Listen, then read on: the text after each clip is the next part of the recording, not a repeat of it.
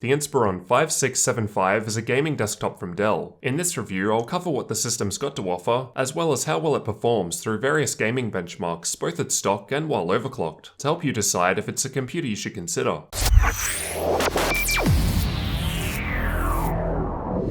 The system is available with either Intel and Nvidia, or AMD and Radeon configurations, and I've got one of the higher end AMD models here, so let's first cover the specs we're dealing with, as they can differ based on your selection. For the CPU, there's an AMD Ryzen 1700X, which has 8 cores and 16 threads, and can boost up to 3.8 GHz. There's 8GB of DDR4 memory running at 2400 MHz, which takes up one of the 2 slots, so you can easily upgrade. And for storage, there's a 256GB M.2 SSD and 1TB 7200 RPM hard drive, but the case can support up to 3 hard drives and a second M.2 drive. For the graphics, there's an AMD Radeon RX 580 with 8GB of GDDR5 memory, and we'll see how this performs later in the gaming benchmarks. For the network connectivity, there's both Gigabit Ethernet and 802.11 AC Wi-Fi with Bluetooth 4.1 support. It also comes with a Dell keyboard and mouse, which I'd describe as average. They work fine with no issues. The case is 45.8cm in height, 21.6cm in width, and 43.7cm in depth, and the whole system weighs in at 13.74 kilos. I think the case looks pretty interesting. It's sort of got this cutaway look on the front and left-hand side, where there's a bunch of air ventilation holes. There's blue LED lighting inside, which shines through these at the right angle, and also through the Dell logo on the front of the case. But if you're not a fan, you can turn them off through the included software. The I/O on the front includes a 3.5mm audio combo jack, USB 3.1 Gen 1 Type-C port, 2 USB 3.1 Gen 1 Type-A ports, 2 USB 2.0 ports, and an SD card reader.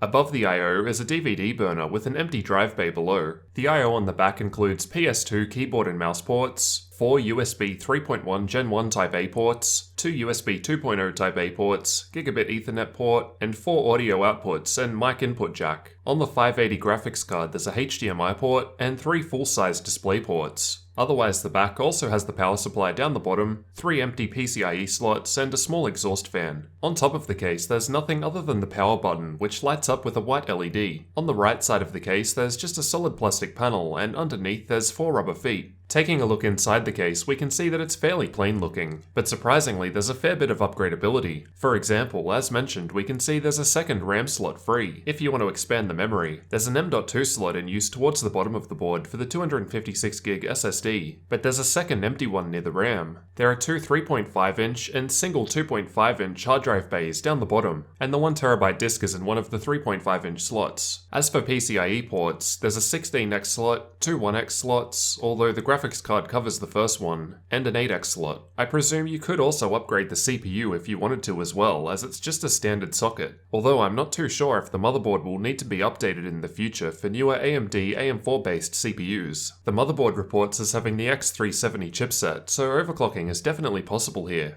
Although it comes down to the silicon lottery, I was able to overclock the 1700X in this PC to 3.9 GHz on all 8 cores. With all of that in mind, let's take a look at some benchmarks. I've performed testing both with the CPU and GPU at stock speeds, and also with the CPU overclocked to 3.9 GHz, and GPU overclocked to 1350 MHz, which is as good as I could get. Kicking things off with PUBG, we need to use higher or lower settings to average 60 FPS, and we're getting just a little 3.4% boost from the overclock. The Witcher 3 is showing similar results, with high settings needed to average above 60 FPS, with the overclock just giving a small 2.4% push forward. Watch Dogs 2 is a fairly resource intensive game, and as long as you have a good minimum frame rate, I think it runs well. You don't need a high average here. Interestingly, the overclock is only really helping at the highest and lowest setting levels. I ran these tests multiple times, as I do with all of them, and the same results kept coming up. But again, realistically, there's not much difference. I've tested Rise of the Tomb Raider using DirectX 12 with the built-in benchmark tool, and the frame rates reported are pretty good, with the overclock not really making a clear difference. Overall setting levels, on average, it's giving a 0.3% increase, and again, I ran these tests multiple times and got the same results. Shadow of War with the built-in benchmark tool is performing alright, and again the overclock isn't really changing too much, offering just 2.9% of an improvement.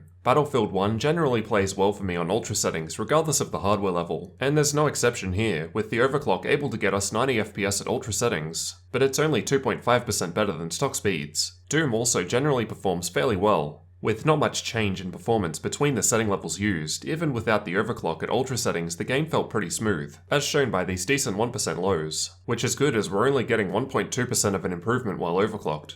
Recon is another fairly resource intensive game, and I wouldn't really want to use this system to play at ultra settings, even with the overclock applied, which only gives a 0.8% boost. Overall, games tested, on average, the CPU and GPU overclocks improved performance by just 1.4%, although this will of course differ. You may get better, as overclocking often comes down to luck regarding how good the hardware is, and how long you're willing to spend testing to get something stable. I probably could have got slightly better overclocks if I'd spent more time playing around. In any case, I think the results show that this is a fairly capable gaming system, even at stock speeds. Now onto the benchmarking tools. While a useful indicator, note that these results are less practical compared to the real-world gaming results previously shown. We'll start with the Unigine benchmarks, and we can see there's a larger gap in performance with the overclocks applied, as synthetic tests seem to scale better than real-world games. Finally, I've also tested Firestrike, TimeSpy, and VRMark from 3DMark, and again we can see a fair increase with the overclock applied. Overall, from the synthetic tests, on average we're seeing a 5.6% performance increase from the overclocks, confirming that this is indeed much higher than the real gaming tests shown previously. I'll also note that I didn't notice any coil whine while performing the tests. These are the system temperatures with an ambient room temperature of 24 degrees Celsius. We can see at idle things don't change much with the overclock applied, and again while playing PUBG on high settings for the gaming tests, the temperatures aren't much different either.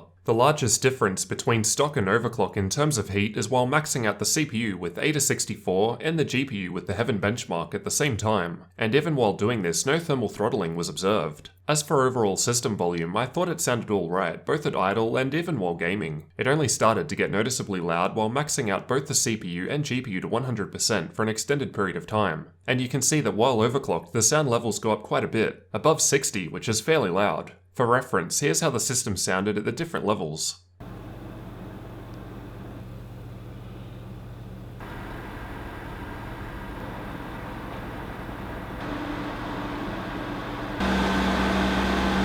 Overall, I thought the temps were pretty good, considering the graphics card uses the stock cooler, and the cooler on the CPU doesn't appear to be anything special either. The system is able to pull in lots of air through the cutouts on the side panel, despite there not being any air intake fans. And the fans can go quite a bit faster and louder when manually maxed out if you wanted to run cooler, but with more noise. While overclocked, we can also see there's quite a bit more power usage. Personally, I don't think I'd want to use that much power for such a little performance boost. In Crystal Diskmark, the 256GB M.2 SATA 3 SSD performed around 560 MB per second in sequential reads and 500 MB per second in sequential writes, so pretty good for a SATA 3 based SSD. The 1TB hard drive gets around 150 MB per second in sequential reads and writes, which is pretty good for a 7200 RPM drive. At the time of recording with these exact specs, the Dell 5675 gaming desktop comes in at $1,999 Australian dollars, so about $1,550 US dollars for my international viewers with tax included. Although it does appear to go on special from time to time. Currently it's $1,699 Australian dollars or $1,330 US dollars. This isn't too bad for a pre-built system, especially with the current prices of graphics cards. For comparison, I quickly spec'd out a similar system on PC Case Gear, a popular shop here in Australia, and even selecting the cheapest parts, that system still comes out to just under 1,800 Australian dollars. So the Dell at the $1,700 discount looks pretty good. So what did you guys think of the Inspiron 5675 gaming desktop from Dell?